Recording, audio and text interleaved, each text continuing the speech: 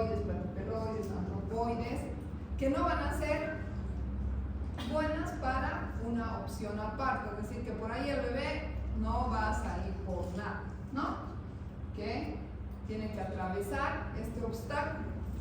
Entonces, cuando hablamos o estamos viendo el mecanismo del trabajo de parto, para que nosotros decidamos cuándo una mujer puede tener parto o cuándo definitivamente no va a poder tener parto y va a tener que ser una cesárea, evaluamos estas tres características.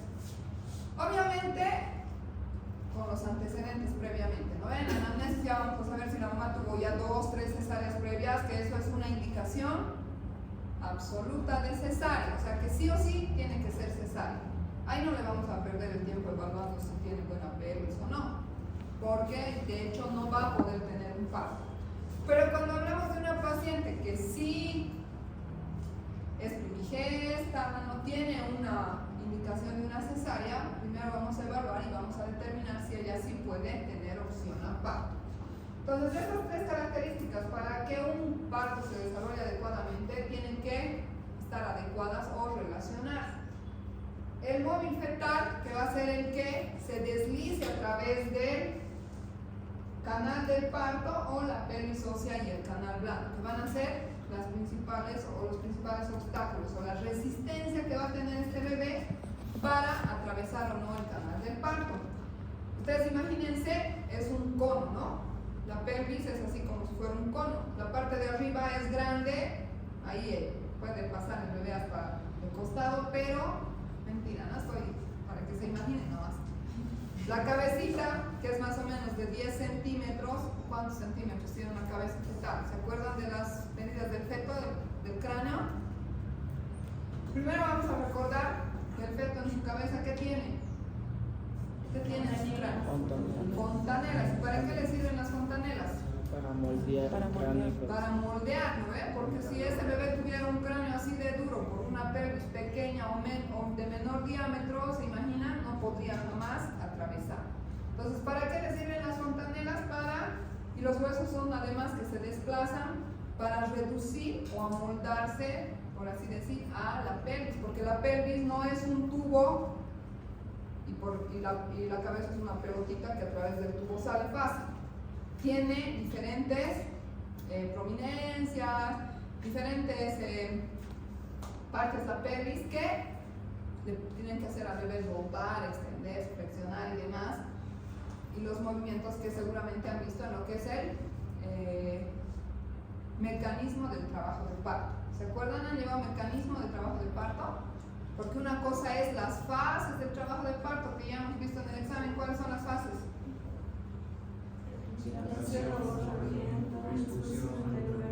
Muy bien, esas son las fases en general, pero el mecanismo tiene diferentes tiempos, ¿no ve? ¿Se acuerdan de eso o no? Acomodación, orientación. El sincretismo es el movimiento de como así en vaivén, ¿no? Pero ¿cuál era? Acomodación, flexión, ¿no? ¿Se acuerdan? Rotación interna, rotación externa, ¿se acuerdan o no se acuerdan? Se tienen que acordar, porque de que ustedes sepan esos movimientos, cuando el bebé esté dorso derecho, dorso izquierdo y se vaya moviendo dentro del canal del parto, vamos a saber si el bebé va a salir o no. ¿Vean cómo le van a rotar? Si era dorso derecho y ustedes le van a rotar a la izquierda, le van a torcer el cuello al bebé, ¿no? Entonces, para eso nos sirve saber esos movimientos. Para eso nos sirve también hacer las maniobras de Leopold, para saber dónde está su dorso.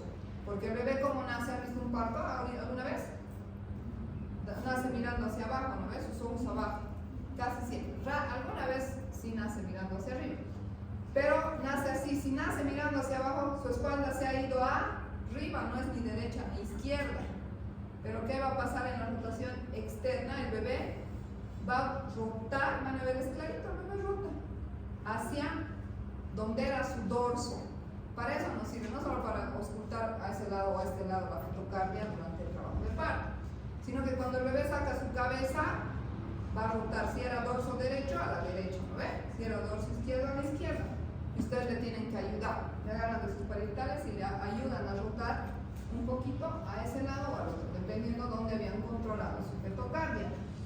Y las contracciones van a ser la fuerza o el motor para ayudarle a ese bebé a atravesar esas resistencias. Entonces, si estos tres en conjunto se relacionan y son buenos, el bebé va a nacer por parto. Pero si no, va a tener una cesárea. Entonces vamos a recordar un poquito nada más, porque ustedes ya son capos en anatomía, ¿no? Desde el primero hasta el año pasado, que también han llevado anatomía femenina. El canal óseo está formado por los huesos, ¿no? De la cara anterior, de la cara posterior, ¿no? El sacro, el coxis, las caras laterales, la cara interna del isquio, la articulación sacroiliaca, y la cara anterior, la sínfisis del pubis, ¿no? Este huesito en la sínfisis, durante las últimas semanas se va abriendo, porque la cabeza se encaja, entonces se va modificando igual un poquito la pelvis, o sea, para que el bebé pueda atravesar ese canal. Entonces, igual sacro, ilion, isquion y pubis, y la articulación sacroiliaca. Esa pelvis se conoce como pelvis obstétrica, porque va a dar lugar al paso del bebé. ¿No? Entonces, ven ustedes que, como les decía, existen líneas imaginarias o puntos que nos pueden dificultar que el bebé pueda hacer sus rotaciones y demás, ¿no? Especialmente el promontorio del sacro. Hay mujeres con pelvis platipeloide o androide que su promontorio va a ser muy, como dicen, ¿no? Promontorio como más sobresalido, no le va a permitir al bebé encajarse ni rotar si tiene una cabecita grande. Las alas del sacro, la línea arcuata, la línea iliopectínea, vean aquí también las dos espinas que también van a ser un obstáculo a la salida del bebé, la cresta pectínea y los bordes del pubis. Si se acuerdan, los planos de Hodge era la relación del promontorio con el pubis, ¿no? El supra, infra y al medio y demás, ¿no? Entonces, esas características anatómicas son las que nosotros al hacer tacto evaluamos. ¿Han hecho tacto alguna vez? Todavía van a ir a practicarlos. ¿No ven? Cuando vean pacientes. Entonces, esta es la vagina. Imagínense la vagina. Meten su dedo. Obviamente va a tener no van a meter toda su mano, ¿no? Para hacer tacto. Entonces, al tocar, ustedes tienen que sentir estas prominencias. Si sienten, si son así como dos ganchos y resulta que no hay espacio entre los dos, ya nos vamos a imaginar que por ahí no pasa una cabeza, ¿no ven? O si al hacer tacto tocamos el promontorio y el espacio, ustedes ya tienen que conocer y medir cuánto es sus dedos, cuánto de grosor, porque no es lo mismo uno grande, gordito, que una flaquita, ¿no? Con dedos delgados. Cuando vayan a gineco o sean internos, también tienen que saber para hacer la evaluación de la dilatación, porque es subjetivo, no existe una reglita para medir en cada paciente. Entonces mis dedos, por ejemplo, de mí, 2 dedos serán pues 3 centímetros. Si uno tiene más gruesito serán ya 4 centímetros. ¿No veis? Si yo introduzco así en el cervix de la paciente, yo ya digo que está con 3. No veo otro que tenga más grueso y entran sus 2 dedos justito, va a decir ya estará con 4. Entonces cada uno puede variar. De igual manera, la distancia que existe entre su dedo medio y este espacio, esta unión, entonces ahí ya sabemos que generalmente va a ser más de 12 centímetros. Y si es más de 12 centímetros y la cabeza mide normalmente 9,5 a 10, ¿no ve? Con reducción de sus diámetros, sí le va a permitir pasar, porque 12 es más grande que 10. ¿No ve? ¿Se imaginan? Puede sí atravesar. Pero si resulta que el bebé tiene una cabeza de 11 centímetros y la mujer tiene una pelvis, es una mujer bajita, pequeña, no sé, adolescente, lo que sea, tiene, no sé, 8 centímetros su espacio entre el promontorio y el pubis, ahí no pasa, ¿no? La de 11 centímetros en 8. Entonces esa relación, más adelante vamos a ver qué es la desproporcionalidad o la proporcionalidad que puede haber entre la pelvis y la cabeza del bebé. Entonces ya les decía, imagínense, y se forma así como un triángulo, como un embudo. La parte superior, que es más ancha, no va a ser un obstáculo para que el bebé se acomode. Por eso hay bebés que a veces logran ingresar al canal del parto, pero no logran atravesar la pelvis inferior o la pelvis verdadera, que es la que más obstáculo nos va a dar a que el bebito salga por ahí. Entonces, hay un estrecho superior o plano de entrada, que es más ancho, más grande, una excavación que es curveada en la parte del coxis, ¿no? A nivel del coxis y el sacro, y el estrecho inferior o plano de salida. Entonces, el plano de salida, no se olviden, es el principal obstáculo que no nos va a ayudar. Si se acuerdan, no sé si lo han llevado o no, pero en la pelvis existen diámetros, al igual que como mediríamos este cuarto, ¿no ves? Antero-posterior, digamos lateral, transversos, ¿no? Si vamos a medir de lado a lado. Igual la pelvis tiene estos diámetros, porque vamos a medir de adelante hacia atrás, de los costados y también el diámetro transverso. No es para que se memoricen ya el diámetro antero-posterior del estrecho superior mide 2, así, ¿no? Entonces solamente es para que ustedes recuerden y se imaginen que si hay ángulos que van a ser más pequeños en relación a la cabeza, no los va a atravesar ese bebé, pero en general, por regla general, la mayoría de las mujeres tienen estos diámetros.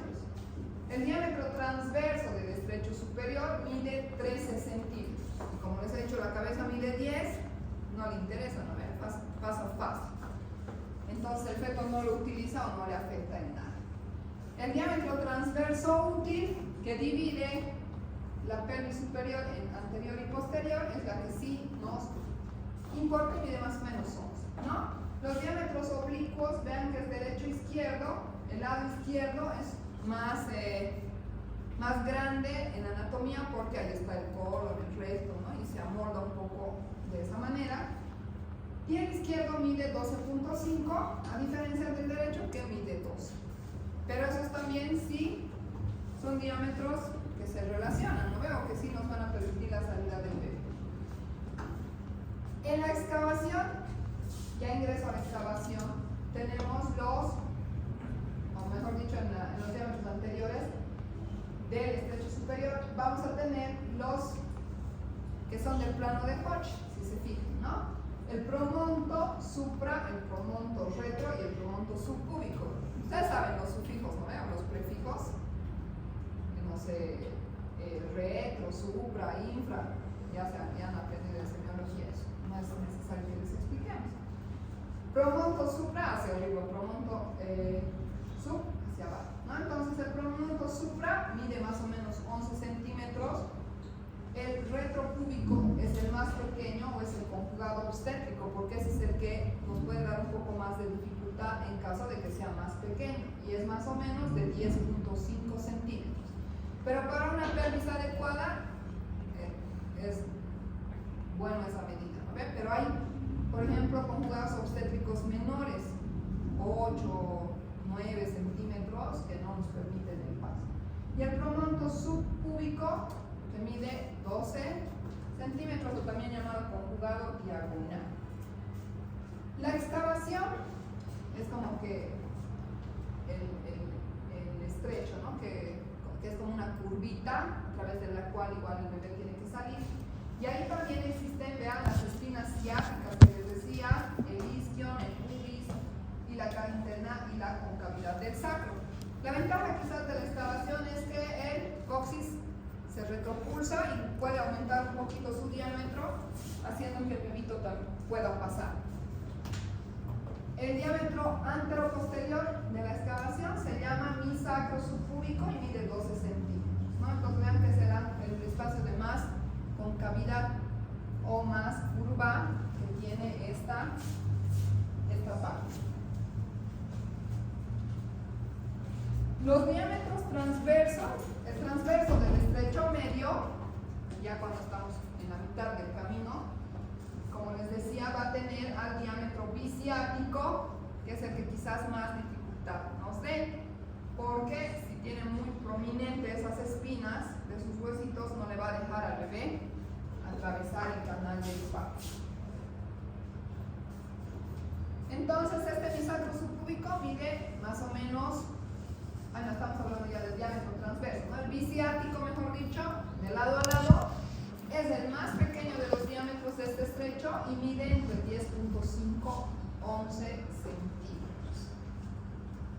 El estrecho inferior o plano de salida ya va a tener muchas más estructuras, como el borde inferior de la sínfisis del pubis, la rama isquiopúbica, la tuberosidad isquiática, el ligamento sacro-tuberoso y la punta del coxis, que en ambos lados va a formar como un círculo, ¿no? O sea, como la salida que se va a relacionar con la cabecita del bebé. Igual, tiene relación con el diámetro transverso isquiático, que habíamos dicho que es el más pequeño, porque también se van a extender hacia allá las espinas. El diámetro antero-posterior, que va a estar en relación al coxis con el subcúbico, que no retropulsado, vean, porque cuando no se va hacia atrás, porque el coxis tiene la capacidad de movimiento, mide 8.5 a 9 centímetros. Entonces, por eso es que a veces el bebé no logra atravesar. Pero cuando se retropulsa, porque el bebé presiona, su cabeza va a presionar tanto que lo va a llevar hacia atrás, ¿no? a esa estructura móvil, puede medir incluso hasta 11 a 11.5 centímetros. Los planos de Hodge son los que ustedes recuerdan, ya les estaba mencionando, ¿no? Promontorio suprapúbico, promontorio subcúbico, entre las vértebras inferiores y ya a nivel del coxis. Vean que esta excavación es como una curva, ¿no? El bebé no sale así como un refalín, sino que tiene que ir acomodándose a a los puntos que hemos mencionado. Y este eje se llama como la curva de Carus o el eje de la pelvis. Solamente para que lo sepan, ¿no? Porque muchos no lo utilizamos o no, evalúo la curva de Carus, no la evaluamos.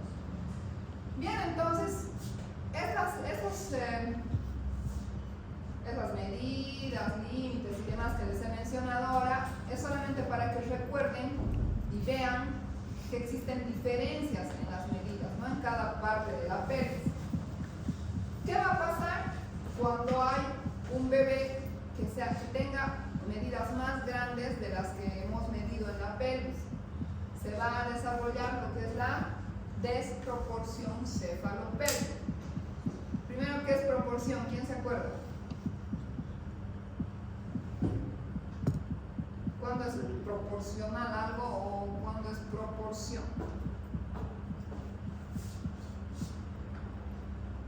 ¿Qué te llamas? Neil. ¿Eita? Neil. ¿Neira? Neil. ¿Neil? Como Neil.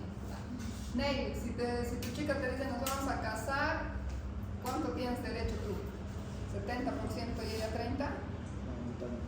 50-50, ¿no? Tú pagas la mitad y yo pago la mitad. ¿Eso qué sería?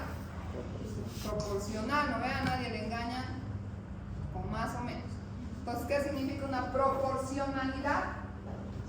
Que los dos se relacionan o están proporcionados, son buenos, ¿no ve? La desproporción es cuando uno de las partes, en este caso, o la cabeza o la pelvis, no es relacionada o no es proporcional a la otra. O la pelvis es más pequeñita para una cabeza grande, no habría al revés, ¿no? La pelvis siempre tiene que ser más pequeñita y la cabecita siempre va a ser más grande. Porque si la cabeza fuera más pequeña y la pelvis sería más grande, como en el caso, por ejemplo, ¿de quién se imagina que puede ser ese caso? Que la pelvis sea grande y la cabeza chiquitita, más chiquita. El macrosómico tiene una cabeza enorme. No hay microsómicos. Puede haber, digamos, alteraciones congénitas, pero, por ejemplo, en un prematuro, ¿no ve? A las 25 o 28 semanas la cabecita va a ser más chiquita para una pelvis grande. Si se produce un aborto, un parto prematuro, por lógica, la pelvis va a ser más grande y la cabecita va a ser más chiquita. Pero ahora estamos hablando esto, bien que lo mencionamos para que ustedes se ubiquen. Este diagnóstico va a ser para aquellos bebés de término, como además embarazo único, porque en los gemelos no vamos a decir es proporcional, no es proporcional. Aunque también puede haber, ¿no? que la pelvis sea buena, o sea, una pelvis. Decimos pelvis DSP materna cuando la pelvis es pequeñita y el bebé es grande, ¿no ves? Entonces, siempre vayan a acordarse ustedes, cuando vayan a valorar, tienen que hacer el diagnóstico de proporción, no es pelvis proporcional, no ponemos. Solamente nos fijamos en lo negativo en el caso de las distocias y va a ser una DSP. O sea, como DSP son las siglas, DSP. DSP materna podemos poner o DSP fetal. Fetal ponemos cuando el feto es grande, ¿no? Materna cuando la pelvis es pequeña, pero en realidad si pasa eso es porque las dos son DSP. Entonces,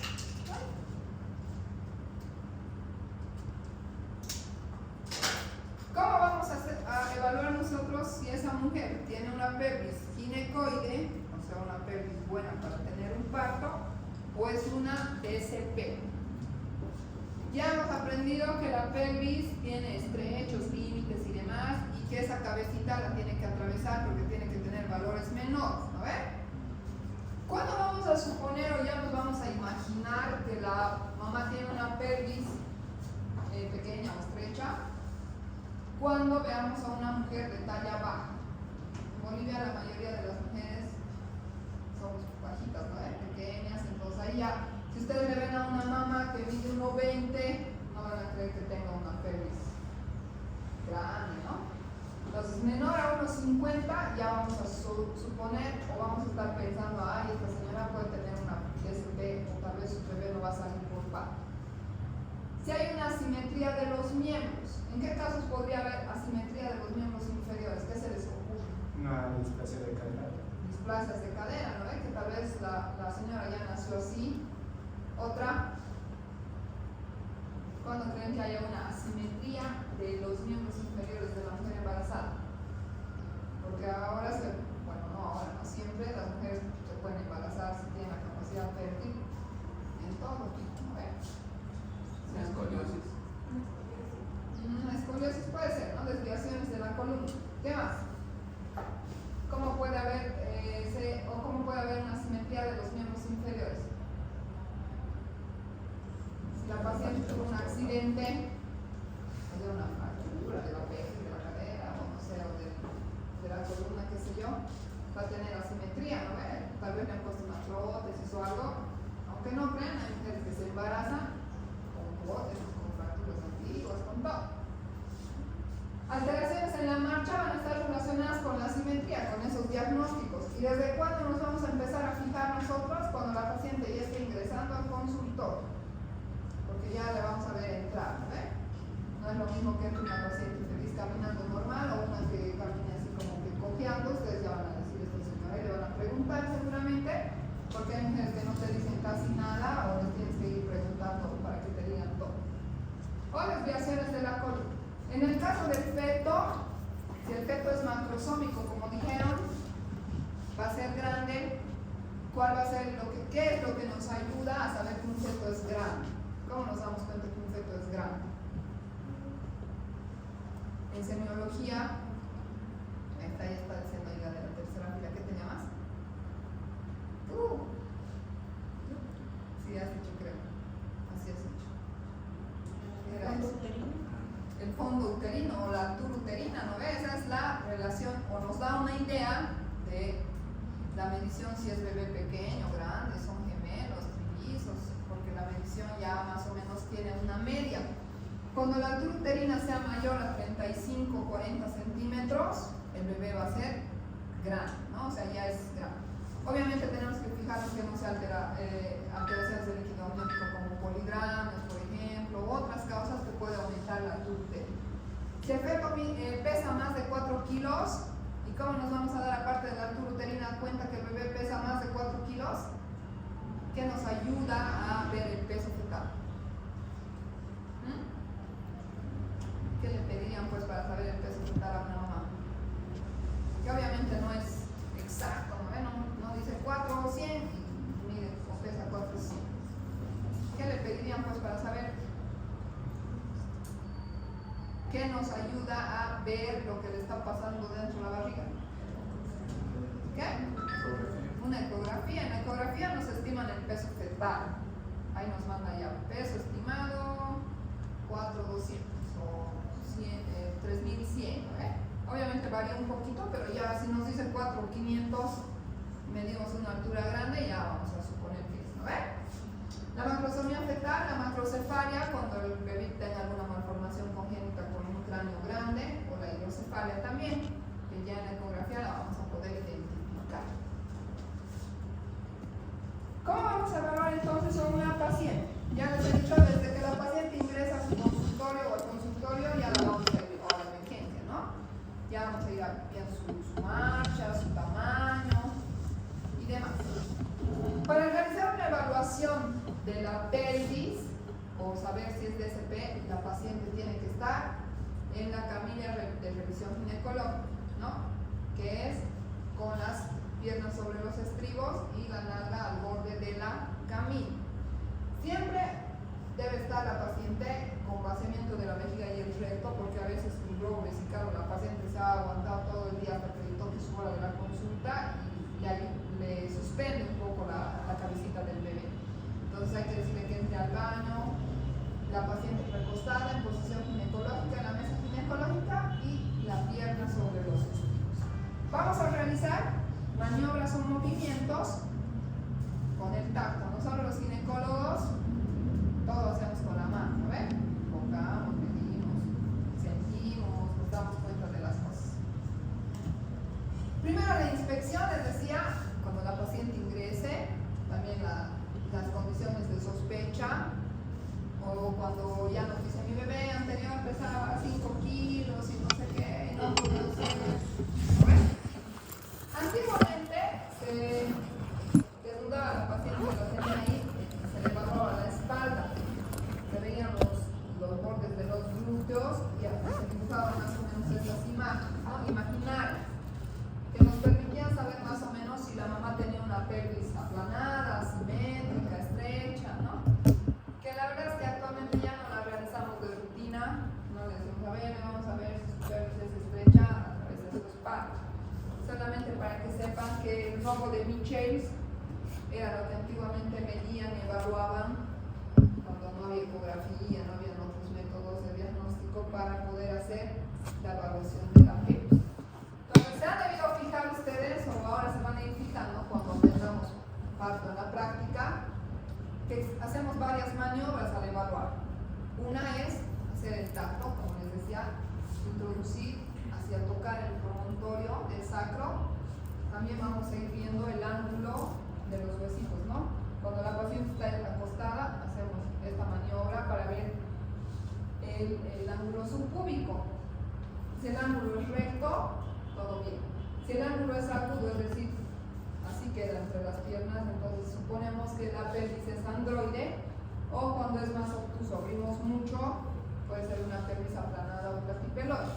Eso en la práctica, porque ahorita no les puedo explicar bien la pierna, ¿no? Cómo van a evaluar. Incluso han visto que hacemos un puñete entre las dos piernas, es porque nuestra mano, más o menos si se miden, va a medir 10 centímetros, que es como la cabecita del feto recién nacido. Entonces, entre las dos piernas hacemos esto, a nivel por el ano, por la vagina, porque aquí van a quedar las espinas ciáticas. Si quedan así, quiere decir que sí va a atravesar. Pero si hacemos este puñito y resulta que quedan ahí, no va a atravesar, porque es más pequeño, entonces se va a trancar. Una es el ángulo subpúbico. Otra es la pelvigrafía. A través del tacto nosotros vamos a ir a tocar el promontorio y las espinas, ¿no? Además la cabecita, si está encajada, si se rechaza. Cuando un bebé ya está encajado, o sea, está bien encajado al estrecho inferior, y aunque le empujen no se sube. En cambio, si hay bebés que son arriba, ustedes mismos le van a tocar bien alto ahí flotando en el líquido, eso quiere decir que no ha encajado, no ha acomodado al estrecho inferior. Pero a través de la pelvigrafía nosotros vamos evaluando esto. Las medidas que habíamos visto, ¿no ve? Promonto, retropúbico. Si ustedes logran tocar, y su medida ya les he dicho es más de 10, 12 centímetros, centímetros.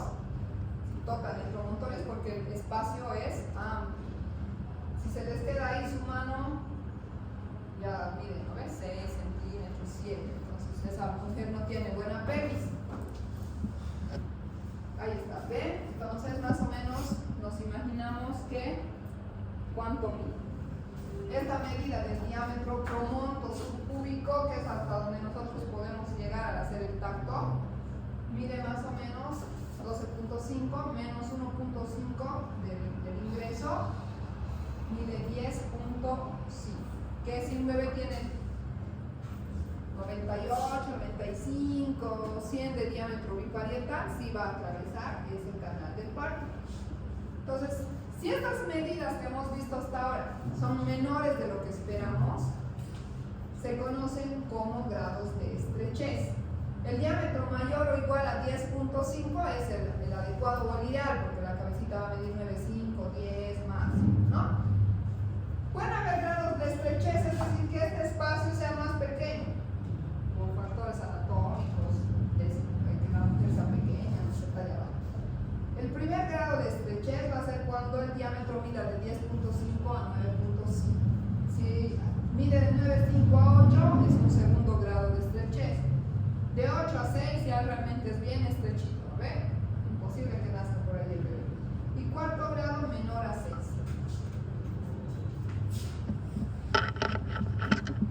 Además de evaluar lo que es el promonto subcúbico, vamos a evaluar, van a deber hacer este movimiento, o van a ver a sus panelistas de práctica hacer este movimiento. Y eso hacemos para evaluar las espinas, ¿no? Están aquí. ¿Para qué? Para darnos una idea. Ustedes ya tienen una idea, ¿no ve? ¿Cuánto será esto? 50, ¿no ve? Ya tienen una idea en su mente de las medidas, ¿cómo se llama eso? De la testosterona, no siempre, ¿no? O sea, ya, si camino a un hueco ahí, camino, ¿me voy a caer o no me voy a caer? Tengo esa capacidad como del diámetro. Entonces, igual, no es que tengamos una perlita para medir la distancia entre estas dos espinas, pero nosotros al tocar así, ya decimos debe tener 8, 10, 12, ¿no ven? Porque en nuestra mente ya están las medidas. Entonces, al medir o al tocar esas espinas, como ven ahí en los movimientos, medimos el diámetro misacro subpubiano, ¿no? Y la medida del diámetro biisquiático, como les decía, entre estos dos huesitos, cuando la paciente está en la camilla colgada, nosotros ponemos nuestro puño ahí, simulando que fuera la cabecita del bebé, para ver si estos dos huesitos los va a poder atravesar o no. Ya les he dicho, si resulta ahí los dos huesos, no creo que atraviese. Entonces, de todos modos, estas reglas, chicos, no son 100%, o sea, no, porque sea así, sí o sí no va a salir. Capaz de que la paciente empuja bien, no sé, o algo pasa que salió el bebé. Por eso dicen, ay, no me han mandado aquí para que me operen, pero me han hecho tener parto, ¿cómo ha nacido? O sea, ya me han dicho que no iba a salir. Entonces, no todo es 100% lo que podamos pensar o suponer, pero es la medida. Entonces, la medida estimada del diámetro para considerar normal es de 8 centímetros o más de este diámetro biisquiático. Entonces, existen grados de desproporción. Una proporción es cuando la cabeza, vean ustedes, en el estrecho no hay problema, ¿no ven? Los dos son proporcionales. Este va a poder atravesar fácilmente. Pero van a haber grados de desproporción. La desproporción leve o de primer grado, vean que no es mucho y puede nomás atravesar, ¿no? Puede ser una proporción. El segundo grado va a ser ya una desproporción leve. Vean ustedes que un poquito de la cabecita puede estar fuera de este estrecho, pero si la paciente empuja o apretamos nosotros la cabecita, como pueden ver, estas maniobras son las que nos van a permitir a nosotros saber si esa cabeza está encajada o no. Van a sentir la sínfisis del pubis. Si la cabeza, esta es la sínfisis del pubis. La mujer está parada, ¿no? está ahí es una proporción, ¿no ve? Ya ha entrado a la pelvis. Si esta cabecita está ahí, como está en la imagen, puede ser una desproporción leve. Es decir, que si nosotros le empujamos, retrocede y puede atravesar. Esa es una desproporción leve, como pueden ver ahí en la imagen. Una desproporción moderada es cuando ya más de la cabecita va a estar afuera, ¿no? Ahí digamos. Y si ustedes le empujan, no va a entrar por debajo de la sínfisis, se va a quedar ahí. Entonces, ya aunque nos subamos encima por arriba, no lo vamos a lograr, ¿no? Entonces es una desproporción moderada. En ese caso, vean ahí dice, esa paciente ya es para cesárea, no le podrías dar opción aparte. Ya hay desproporciones absolutas o francas, igual van a ver en la práctica, esta es la pelvis materna y la cabeza está ahí o hacia arriba. Se siente en el abdomen, ¿no ven? Va a estar así, como si fuera así, digamos. Y van a ustedes sentir el pubis ahí y la cabeza así. Le van a hacer maniobras de Leopold y la cabeza va a estar ahí arriba. Se mueve así. Entonces no va a encajarse, en cambio si estuviera ahí y no siente nada, es una proporción, ¿no ven? Disculpen que haga esos movimientos, pero es para que aprendan, no entiendan. ¿Ya? Entonces si sienten así, ustedes le hacen ¿qué maniobra es esa? Para sentir si la cabeza está encajada. La 1, la 2, la 3, la 4. La 4. La cuarta maniobra. Porque la cuarta es saber si están los hombros metidos, ¿no ven? Entonces cuando ustedes hagan esa maniobra, sienten la cabeza así sobresaliendo aquí en su barriguita de la mamá. Esa es una desproporción franca y ni idea, ¿no ve? De darle opción a parto. Si no tienen quirófano en su centro, le dirán, señora, no va a tener parto, váyase a donde tenga quirófano. Pero si ustedes ven que la cabeza está metida, la señora es altita, la altura uterina es, no sé, 30, 29, seguramente le pueden dar opción a parto, ¿verdad? Bien, entonces, ¿cómo vamos a interpretar el resultado? La proporcionalidad, si los dos son buenos, para parto vaginal. Hay una desproporción leve o una moderada, podemos darle prueba de trabajo de parto o opción a parto. La prueba de trabajo de parto se da cuando en el hospital donde ustedes le están dando prueba hay el especialista y hay quirófano, ¿no? Donde si no nace y ha llegado a 10 de dilatación pueden pasar a quirófano.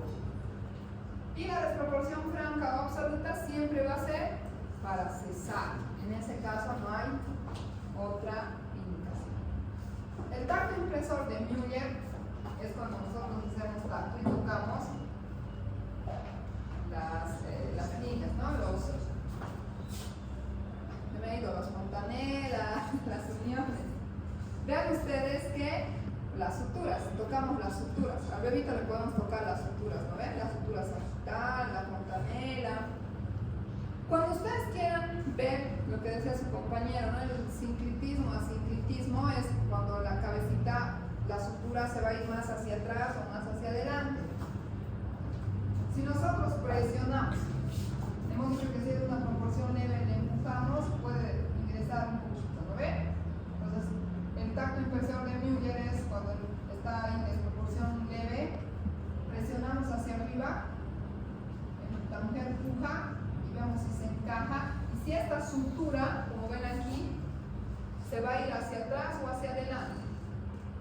Si se va a ir hacia adelante, es una desproporción franca, ¿no ven? No va a descender.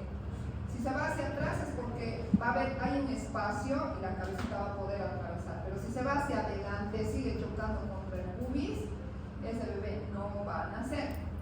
Más o menos es unas maniobras que tal vez con la práctica recién las entienda, pero si tocamos la sutura y vemos que se va hacia atrás, o sea, hacia el espacio, hacia el coxis, es porque hay un espacio más y el bebito puede ingresar. Pero si se va a ir hacia adelante, no va a ingresar.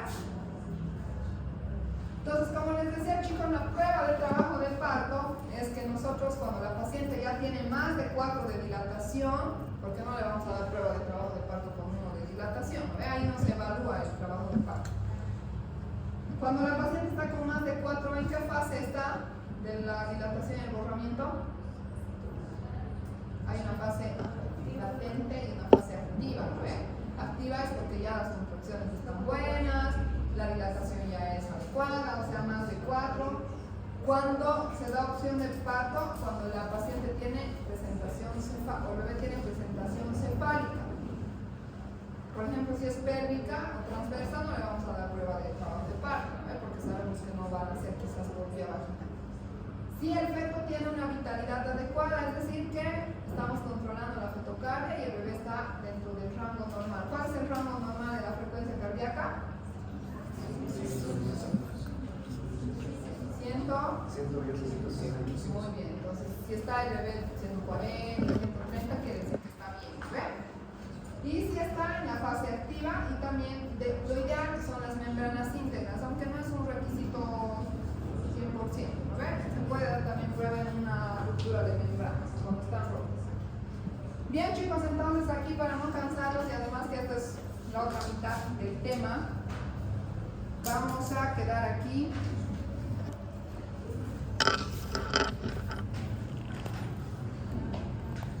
Vamos a quedar aquí en distoncias de contractibilidad. Para la siguiente semana, todavía yo les voy a seguir dando la parte teórica para que entiendan. Si ya definitivamente no pueden siempre, de modo yo voy a exponer, pero lo ideal es que algunos de ustedes se animen porque también les ayuda a que pierdan el miedo a hablar de la gente, ¿no ves? Van a estudiar para la siguiente semana lo que es las características de la contracción. Van a ir a repasar, porque seguro ya lo han llevado, ¿ya? Las características de la contracción uterina. Y no sé si solo van a ser 21 para que ya esta semana, a ver, ¿cómo es? Yo creo que ya la siguiente semana recién van a ser todos, ¿ve? Y va a ser la forma más equitativa de distribuir los grupos, o que se hagan por afinidad, o ver si son 40, cuántos grupos vamos a armar para trabajar durante todo el semestre. Pero la siguiente semana vamos a hacer de la prueba diagnóstica, hacer como una retroalimentación o aclarar las dudas que tenían del anterior semestre para que puedan entender el resto del semestre. Somos 21 personas. Yo creo que los 3 temas más importantes que podríamos repasar, aparte de terminar esto, para que la subsiguiente semana ustedes ya preparen sus diapositivas del tema que nos toca de cesárea. Si quieren ya pueden ir preparando, buscando información, haciendo un tema, descargando, pero modifiquen bonito porque si no, no van a hacer así de otro lado. Vamos a repasar lo que es y van a salir por grupos. Vamos a dividir ahora en 3 grupos. Van a preparar todo el grupo, o si quiere cada uno, no sé, pero de esas personas va a salir uno al azar a defender el tema de reparto. Vamos a hacer las fases del trabajo de parto. Otro grupo va a preparar lo que es el partograma. Eso porque a veces no les queda o ya no se acuerdan. Y el tercer grupo va a repasar o va a elaborar lo que es la semiología de la segunda mitad del embarazo. Pueden hacer 1 o 2 diapositivas, pueden ver la manera que ustedes quieran de elaborar su presentación, ¿ya? Entonces, del 1 al 21 a 7, ¿no ves? De la 1 a la 7, Daily, María, Belén, Lisbeth, Pablo, Danitza, Luz, Leshka van a hacer lo que es las fases del trabajo de parto. Belén, Shanice, Edith, Esteban, Nidia, Alison y Jeremy van a hacer lo que es partograma.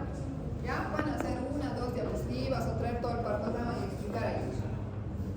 Jimmy, Neil, Leslie, Margeli, Caroline, Natalia y Sinaí van a hacer la evaluación semiológica de la mujer embarazada. ¿Ya? Y si los que no hayan venido y aparecen en la siguiente, no se preocupen, les vamos a dar tarea de los artículos. Igual que ustedes van a salir ahí. Doctora, ¿Sí? entonces este grupo, o sea, cada grupo va a ser una diapo solamente. Pueden hacer 1, 2, no corto, porque cada grupo va a salir unos 5 o 10 minutos a explicar para Cualquiera reforzar. de ellos. Yo voy a decir, ya pasa tú por la lista